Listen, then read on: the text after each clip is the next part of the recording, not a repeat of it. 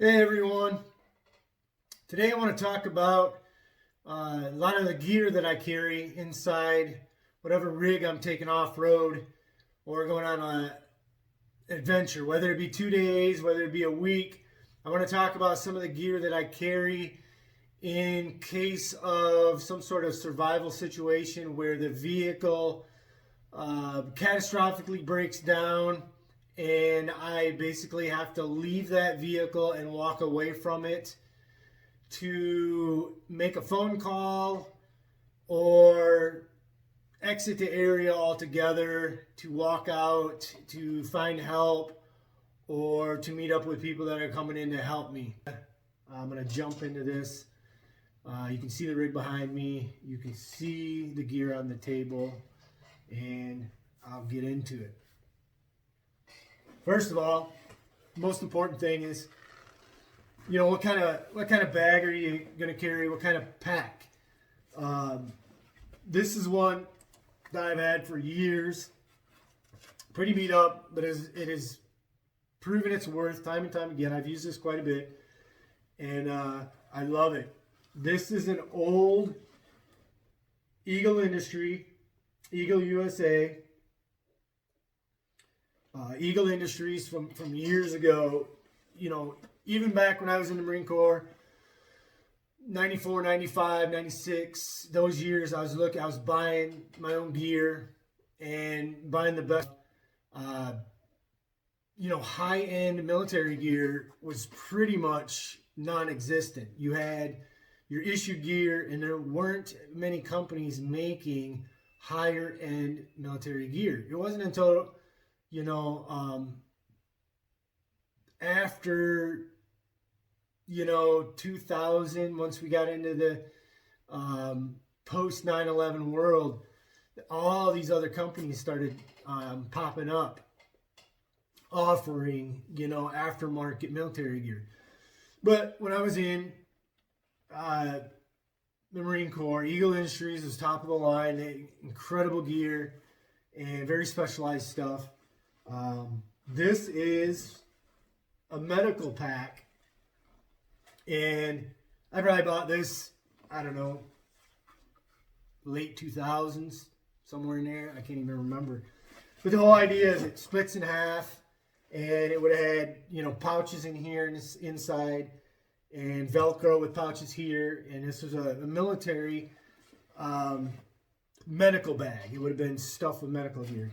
And when I first got this, I actually used this for my first daughter to carry baby stuff inside of it. Just because of this, it folded in half, and there was another panel in here that folded out that was padded. So and it had a bunch of pouches in here. So diapers, baby powder, all this stuff, toys.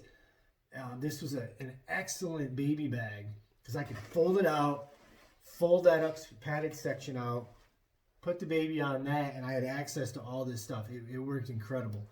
So I've just kept it. It was a backpack, so it had backpack straps. I cut those off a couple years ago because I wasn't really using it as a backpack anymore. And I just added this leather strap to be able to carry it over my shoulder in case I have to walk out.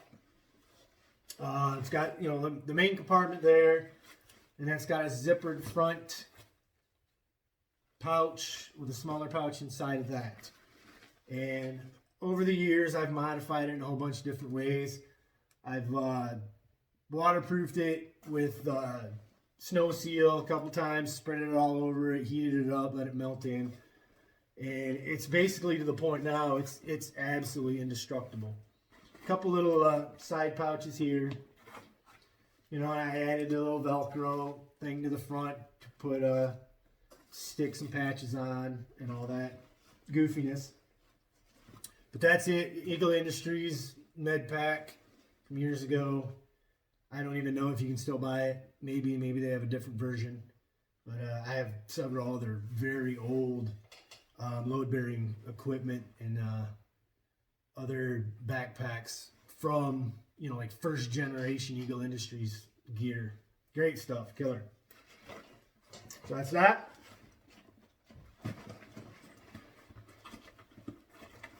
I'm going to be loading this up as I talk about the stuff. Get this zip back up. There we go. Now, talk about this usually sits next to me or in the seat inside the rig. In the Defender, it fits perfectly between the two front seats. And, you know, like I said, I still use some of the stuff in here. So you'll see like the water bottles, hats, gloves, the knives. I stick my phone in there. So it's kind of like a dump all for stuff that I am using, you know, on an off-road trip, on it, whatever adventure that I'm on, utilizing the vehicle. So off the bat, carry a heavy duty, you know, machete type knife. This is an old Ontario Spec Plus machete. I've had this forever. Absolute bomb proof. I've smashed stuff. I've cut tree branches. You name it, I've pried things with this. Absolute killer, indestructible piece of equipment. You know, I've even modified the sheath a couple times. Added my own leather panel to the front. Put a little strap to carry as a dangler on there. You know, over years, keep it going. But this is, you know, if you have to walk away from the rig and you're out and about, and if something happens, it pours down rain, snowing on me, and I have to have some sort of shelter, you know, this is what I'm going to use to cut branches, to cut things to make a shelter, and, you know, if I have to spend some more amount of time out of the elements. You know, and that's the thing, being here in Alaska and South Central, you know, it's not a desert. I'm not in open water, you know, so those types of survival situations I don't have to worry about. I don't have to carry, you know, some sort of survival shelter setup because, you know, there's spruce trees, you know, anywhere I'm going to be out of this vehicle, I'm going to be around or in boreal forest. And, you know, if you can't make a shelter to survive at least overnight in a boreal forest, then you probably shouldn't be out there in the first place. So very go-to piece of equipment here. That'll slide down into one of the side pouches of the pack. Now the other side pouch, I carry a ridiculously bright flashlight, a couple different settings. Not so bright, and then it has a flash. This is a Rayovac. Bought a Batteries Plus right here in Wasilla. You know, not terribly expensive, ruggedized. You know, it's got rubber on this thing.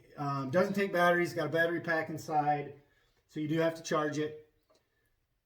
I'm driving basically a generator anyways, so, you know, you have your cords and everything for your electronics, your technology stuff, and this is, you know, what I consider technology as well, your techie gadget stuff.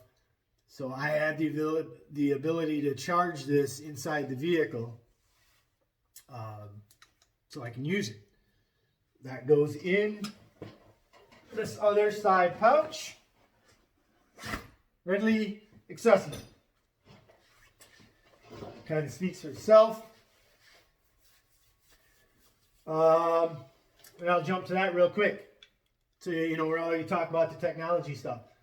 Another thing, you know, I'll carry, just because I stick it in that bag anyways, you know, on any trip, because the bag's right next to me, boom, my phone goes right in there.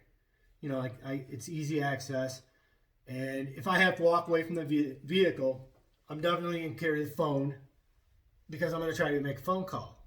Just common sense. So that'll be in one of the innermost pocket, more than likely. After we talk about this, okay, you got your various cords. Gotta have them. There's your cord to charge the flashlight, and here's the cord to charge your phone. Fine and dandy. Put those in a nice Ziploc bag to keep the elements off of them. Now we got the cords, we got our technology, our gizmos.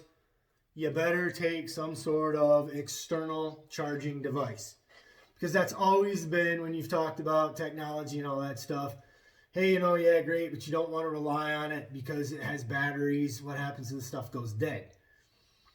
Well, now we have more technology that takes that question away. You know, it makes up that difference. You can now carry portable charging devices that'll charge, you know, that flashlight, that phone a couple of times very efficiently. So, you know, if it's in the bag, if I have to grab the bag and go, this stuff, you know I can still have the phone. I know I can still have the bright flashlight when I need it. And when those charges run out, I have a backup way of charging it. So it just makes sense to carry some of the technology, some of that techie stuff. Now, in the inside Ziploc bag, keep dry. Inside, cool little leather pouch that I just got done making about 20 minutes ago. Phone would also go in that once I left. Normally it's just in the bag when I'm on the trip, whatever I'm doing. Goes in that front pouch. Okay. Knives. Here's my camp knife, the knife I always carry, the knife I always use. Simple, indestructible. I love it. Made the old leather sheath myself. A lot of thought into that. Multi-carry, I can carry it on my belt a bunch of different ways. Carry the little easy sharpener. Gotta have a good knife. That'll also go in the front pouch. Inside. Okay. With that, I also have a multi-tool. This is an old style SOG Power Assist.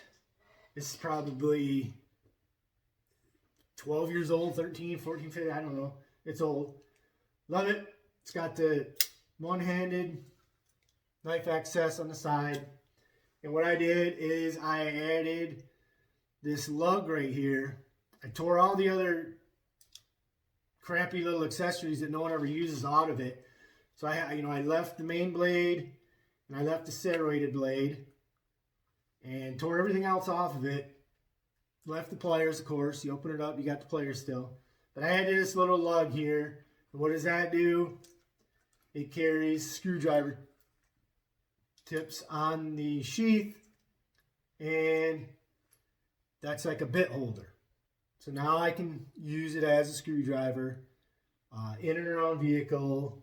You know, this is something I'll grab if I know it's a quick little fix where I need to tighten a screw or something like that, adjust something. Just my little way of adapting a piece of gear to the way I like it. Rugged leather case. I've modified that a couple times. That goes in that front pouch as well. Same thing. Those things I'm always constantly grabbing anyways inside the vehicle. But they go back into, when I'm done using them, they go back into that walk away bag is what I call it. You know, I'm not surviving and escaping. It's not a sear bag. It's not a possibles bag. I'm not bushcrafting. I don't like to call it a bug out bag. I'm not bugging out, running away from the government or anything like that. I'm basically walking away from the vehicle, getting to some place where I can either make a phone call or get some help. And, you know, I don't like to use certain terms terms that become overused, or terms that if I hear them enough, they signify like common things, terms that get overpopulated. You know, when the masses start using them, and to me, things like that, they lose their appeal. Those terms like that. So bug out, bushcraft, you know, all these little terms, they just annoy me after a while, because everyone starts using them. And you know, same as the knife. Oh, that's a Kephart style blade. You know, great. I don't need to know what style blade your knife has. If I did, I could probably find out myself. But everyone who wants to talk about their knife, oh, you got a Scandi grind, Kephart, blah blah blah. It's a knife. It's cool. It works great. The terminology drives me crazy after I hear certain terminology over and over again. That's just one of my little pet peeve deals. Here's another example. I carry rope. This is rope on a board, ready to go. So as I'm walking away, if I have to spend another night, you know, am I going to walk away in the middle of the night from the vehicle? Probably not, unless something just crazy, absolutely crazy happens, absolute emergency. I have to grab the bag and like just get away, which I don't ever foresee that ever happening. If that happens though, I have rope in case I have to build a shelter, you know, in case I have to whatever. But the primary reason to carry this would be to string it out between some trees. I could cut some branches. I could cut some sticks and make a little lean-to. You know, another reason I don't carry a big tarp is because I'm in a boreal forest. I can make a little shelter. You know, I don't need to take a little nylon tarp. Things drive me crazy anyways. Little nylon. They're not gonna hold up, you know, to what I'm doing, kicking them around in the vehicles. You know, I'm around sharp things. I'm around grease. I'm around dirt, mud. Just, you know, I like to eliminate all those little pieces of nylon and things like that, you know, and if I have a chance to use natural material. Do I call this cordage? No, I call it a rope. Do I call it jute twine? The smaller, no, I call it rope. Again, terminology, great. You know, some people like to just beat that terminology to death, you know, to kind of prove they know what they're talking about. Just call it rope. It's good stuff. That goes in there on the side. Water. I carry water. I carry lots of water. Inside the vehicle, there's a whole nother probably 3 gallons of fresh water ready to go in one of the totes in the back. This is what I carry up front. Again, inside the backpack, in between me or on the seat next to me, I have fresh water. I can grab one of these, crack it open, swig it down, and keep on with the adventure. Just picked up a little stainless steel bottle. Great. I've used an Elgin bottle for years and years and years, and it finally just kind of basically wore out, getting really nasty. And, you know, I'm always hesitant to boil water and put, you know, the super hot liquid, if I made hot chocolate, coffee or something, that back into that Elgin bottle. We all know about the plastics and everything seeping into the water and whatever your beverage is, and then slowly killing you over a period of time. It's not going to happen with this. I can put whatever I want in here, whatever temperature. Great. So that goes in the very front. Quick access to that. Got water in there. And then I carry 3 other quick bottles of water. There you go. Those throw in there. Fit in there nice and tight. Next to each other. You know, why plastic bottles? Aren't you worrying about them breaking? Yeah, all right. They might break in there. Great. Everything else is packed in a way where nothing's going to get wet. I like the individual bottles like that because I can hand one to somebody else. Somebody else on the trail, we're wheeling, we're on an adventure. You know, I see somebody, hey, you want some water? I can hand that to them. And also, if I'm carrying some sort of powdered beverage, you know, I can open that package. I can throw it in one of those individual bottles. You know, I'm not mixing it into a bigger canister. I like those individual size containers like that. So that's the front part of the pack. Now,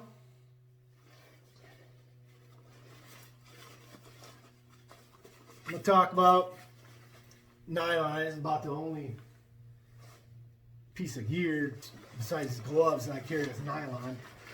Just a really nice kind of heavy duty rain snow jacket. You know, I like to wear this in the snow if we're getting fresh snow. Normally, you know, in the rig, I'm wearing wool pants, wool shirt. You know, I'm wearing really warm stuff anyways. And, you know, also I have extra clothing packed in the rig. For this, you know, these are the things that I'm going to grab first. You know, if I step out of the vehicle, if I got to do something, it's snowing, it's raining, you know, I'm going to put this on real quick. Same with the gloves. You know, I'll usually be wearing a smaller set of like wool gloves if it's super cold out and I'm driving. But if I stop, if I got a winch, if I got to move a tree out of the way, you know, I have leather ones in there as well. But if I'm camping in the snow, I'm going to grab the snow gloves. Those are at the ready, as well as, you know, a nice bigger hat, fleece hood.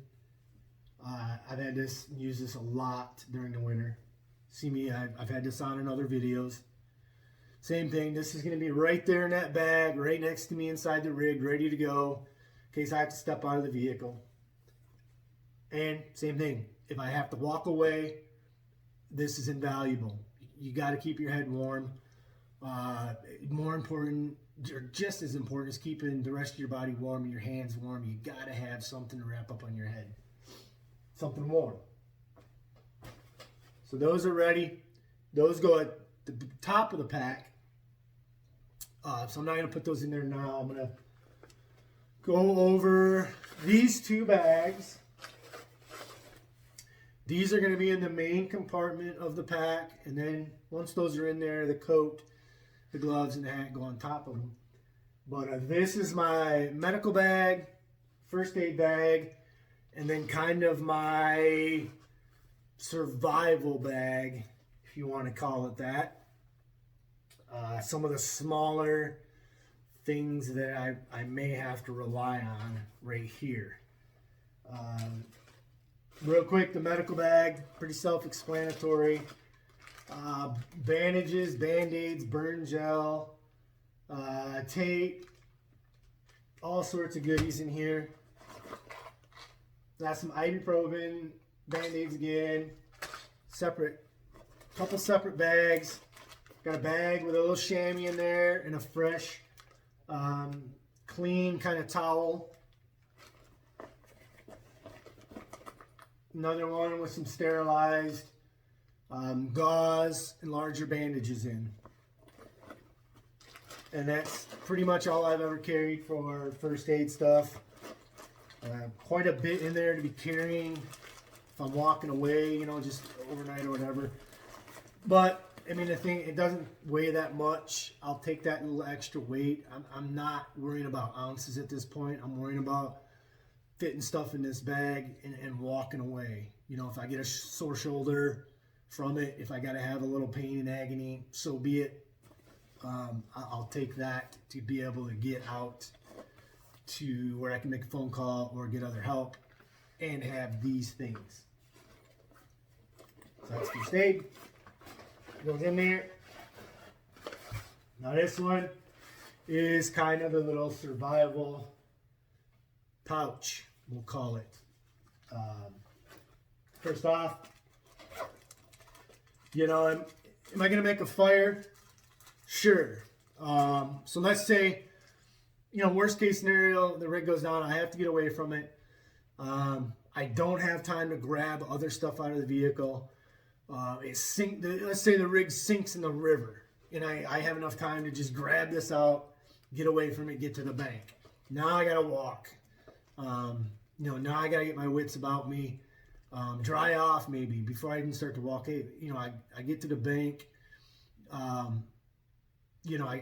gotta stop and think of what to do. First thing I'm gonna do is build a fire. So here's my little fire kit. Little match safe with some matches in it. Lighter. Some little fuel tablets. Military matches. And I do have the military, the really nice magnesium bar. Other than that, that's it. Quick, down and dirty. Be able to light a fire. There's no,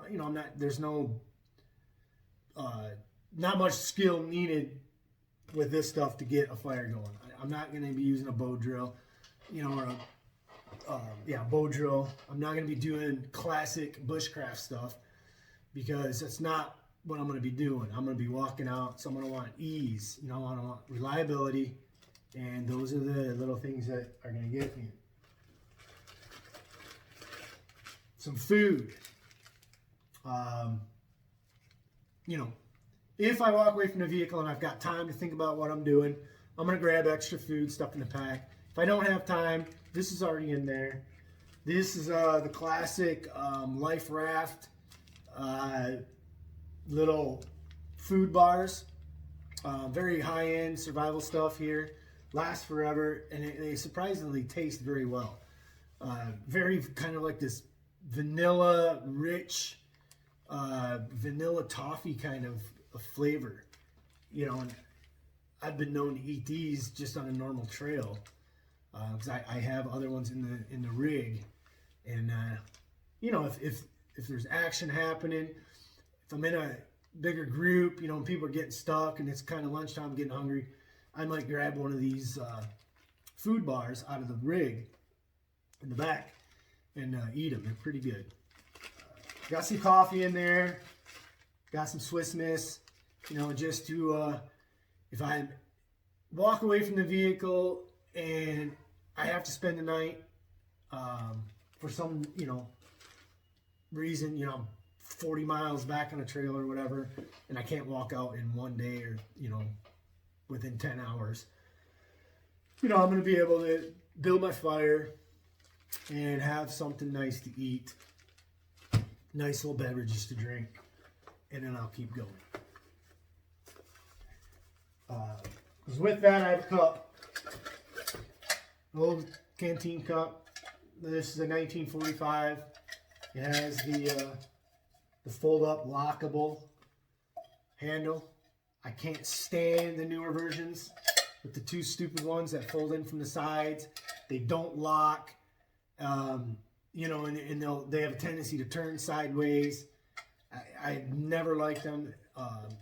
Can't stand it. And I'm pretty sure this is what I actually carried. This exact cup is what I carried in the Marine Corps. We had the issued ones with the two stupid ones. I hated it. So I'm pretty sure this is the exact one that I carried. Just say, it's a little more sturdy. You can dig with it a lot better. And it just gives you a more positive control handle. And it's 1945, vintage World War II. It's just cool. Got a little survival blanket. Reflective blanket. This is kind of like a blanket tarp one. So it's, it's a big square. It's not super flimsy. It's got some density to it. So you could, use this like a tarp, put it out, or wrap yourself up in it, If I get in a situation where I start to get cold, this is what I'm going to utilize, for a little extra wind protection and to retain the heat. Am I going to use it for a shelter? Probably, Would I string it out like a tarp? Probably not. You know, I just don't do that stuff. I don't make these little nylon tarp shelters. If I'm going to make a shelter, it's going to be out of canvas. It's going to be out of sticks. It's going to be out of spruce boughs. It's going to be sturdy. I hate this stuff because there's always wind here in Alaska. Little nylon tarps just are going to blow away. They're going to get ripped. They're going to get destroyed. Save that stuff for the canvas, you know, the heavier duty materials. But to keep warm, provide a little bit of wind resistance. That's what it's in there for. Another great way to make a fire in a real emergency. Forget all this rub and stitch together. You know, all the traditional bushcraft skills are great. The feather sticks, all that, you know, fantastic. If I'm walking away from the vehicle, I'm not about to be able to be doing that, wasting all that time and energy. I'm going to take a flare. I'm going to pop it. I'm going to build a fire very quickly, very effectively. And I carry a couple of these. Same thing for building a fire, plus signaling. You know, these are great. We've all seen the movies of, you know, people, there's the helicopter, there's the rescue plane, you know, grab your flare, raise your arms up, wave it in the air. That's what it's meant to do. Pick these up at local hardware stores. They're stupid cheap, like $1.99. Everyone should have these stuck everywhere. Every backpack they're carrying, every rig should just have piles of these things. They're fantastic. Now, got another little bag, little Ziploc. Keep this stuff fresh. Got some Gorilla Tape. All sorts of stuff to do with that. I have a marker. If I walk away from that rig, I am going to write all over the windows, all over the side of it, exactly the direction I'm going, my phone number, my name, my address, contact information for 20 different people, and I'm going to write huge on the side of it. Please do not touch this rig. Crackheads, stay away. Looters, stay away, or I'll hunt you down, and you're not going to like it. That's one of my bigger worries. Even, you know, it's sad to say that you're in Alaska. You're thinking, really, you got to worry about humans in Alaska? Absolutely. You have to worry about humans far more than you do animals. Far more. And, you know, you got to worry about bears. You got to worry about moose. That's basically the two animals that are really going to make your day bad in certain situations. The third that you have to absolutely worry about all the time are humans. You walk away from a rig, I don't care. It doesn't. Crackheads are one thing to worry about. Drug addicts, they're everywhere, even on the trails, even out in the woods. But even the non-drug addicts, there's, you know, plenty of scumbags out on trails, riding their ATVs, on their snow machines, whatever. You know, they've got a rifle on. They won't think twice of blowing a hole in a rig like that. See it all the time. You know, people walk away from something. I could leave the doors wide open on this in the woods. I guarantee somebody's going to smash out the windows just because they're going. They can. They might not even take anything out of it. They're going to smash something. See it all the time. I've heard all sorts of horror stories of people walking away from rigs and the rigs getting vandalized. You know, and that's just the world we live in now. As a whole, people just no longer care about other people's stuff. They are going to ruin it. So, you know, that's where the marker comes in. I can at least write, hey, look, please don't ruin it. You know, here's who I am. There's nothing, you know, just walk away. Pretend you didn't even see it here. Okay. Got a little card. I've had this card for 25 years probably. A little quote. It's laminated one side, and these are quotes from an explorer named Charles Brewer. And the quote on this card, laminated in ink, is, "In a wide and total contact with nature, we learn to appreciate the worth of the small details in everyday life in their true value." The other side is the word survival. And then, each letter stands for something. S, size up the situation. U, undue haste makes waste. R, react to surroundings. V, vanquish fear and panic. I, insist on control. V, value living. A, act like the natives. L, learn to adapt. Keep in constant activity to survive. That's my little motivating survival card. Like I said, I've had that at least 25 years. Signal mirror. I may have, I maybe have to walk to the top of a mountain, walk to a spot A, I can make a phone call. Bad situation, absolute emergency situation. Somebody, I'm losing blood, somebody else is losing, something's going on. They need to know, emergencies on there, emergency services are on their way. We need to know where you're at. This is something I'm going to be able to signal somebody with. Or, even coming up a trail, I can signal. Because there are some trails where if I'm over here, I can see another trail a couple miles away on another ridgeline, on another mountain, down in a valley. This is just one more thing that I could use to signal somebody. A nice, old school, high quality signal mirror. An old Brunton, very good quality compass. Same thing, I've had this forever. It's one thing, got it on a rope, put it on my neck. I can make my adjustments before I walk away from the vehicle, know which way I'm going, be able to backtrack, all that with that. And a little survival beacon. Very bright, strobe beacon, batteries, throw a couple batteries in there. And it emits, a strobing light that is ridiculously bright because of the way the bulb is configured. This, you can see this for forever.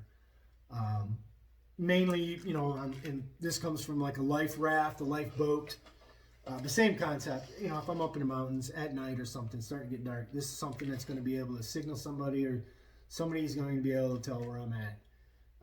Just another backup lighting device as well. That's the basic of that little survival kit. Not stuff for long term. More short term, just get me out of the woods, or get me to a location where I can make a phone call, make something happen, get something positive going. So those go back in this pouch. Pretty sure that's it. Oh, one more thing. Whistle. Almost forgot the whistle. Very important. Very, very, very important. I just stuck this in there the other day. Stupid bright, UST, Jetstream, super loud whistle. Almost the first thing, if I have to step away from that vehicle for any length of time, two things that I will absolutely grab: whistle and my shotgun. Kind of self-explanatory. Very dangerous things in the boreal forest up here in Alaska. You got to be prepared, and that whistle serves dual purpose: signaling and scaring. There we go. Pack that stuff up.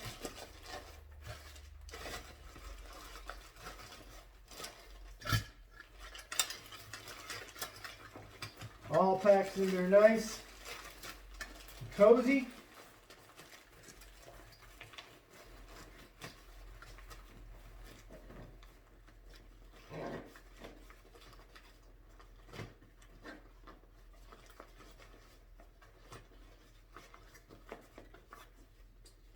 Nice tight fit.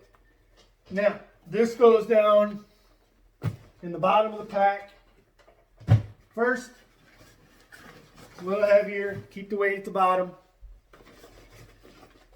First aid's a little bit more important, it goes up top. And then that gives me the last bit of room for the jacket.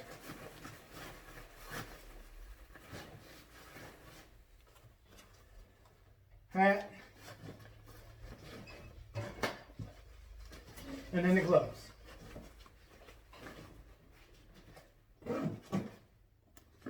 Those get cinched out. And there you have it. That is my walk away from the vehicle for an extended period of time to get help bag. Again, I would grab this. Best case scenario, if I had the time, I would also grab shotgun. And, you know, usually I'll have shotgun shells in here as well. That'd be the only other thing that I would like to have, best case scenario, other than what's in here. You know, and if I got the time, I'll grab that. I'll grab extra food. I'll grab maybe another pair of socks, you know, and radio maybe, grab some other things if I can get the vehicle, if I have access to that stuff. If not, something's happening this drastic, this is what I'm grabbing and I'm going. So maybe this, I'm hoping this will give others out there a little bit of idea of some of the things to carry, some of the things to think about. You know, if you're out on trails, out in the woods by yourself, doing some solo adventures, you know, you got to make sure you're carrying the gear that are going to get you out of any sticky situations. And hopefully some of this, you know, others will appreciate and recognize as kind of must-have stuff. And you can adapt your own bags, your own gear that you're carrying with some of the stuff here, some of the ideas. You know, hopefully it'll help some people out. Other than that, I appreciate you watching, and hope you enjoy the channel, and keep going on those adventures, and we'll see y'all out on the trail.